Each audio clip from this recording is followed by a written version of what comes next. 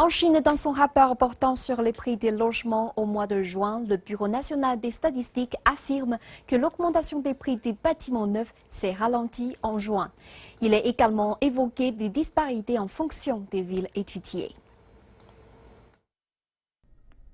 Dans ce rapport, on apprend que les prix ont continué d'augmenter au mois de juin dans davantage de villes qu'à la même période de l'an passé. Les prix sont en hausse dans 57 villes, 7 de plus qu'en mai. Ils ont cependant baissé dans 12 autres et restent stables dans une seule ville du pays.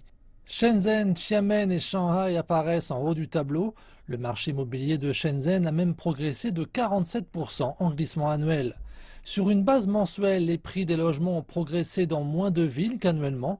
Parmi les 70 villes étudiées, 55 accusent une hausse, soit 5 villes de moins qu'en mai. Par ailleurs, les prix se sont effondrés dans 10 villes et restent inchangés dans 5 autres. Hefei, la capitale provinciale de l'Anhui, a connu la plus forte hausse mensuelle puisqu'elle atteint un peu moins de 5%.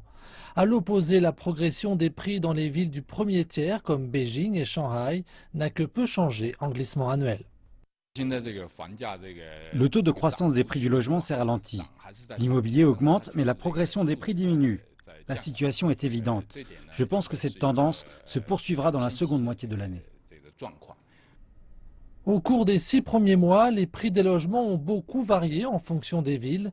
Les analystes estiment que les villes chinoises du deuxième et troisième rang remplacent peu à peu celles du premier rang en tant que force motrice des prix du logement. Cependant, les villes les plus petites font face à une offre excédentaire.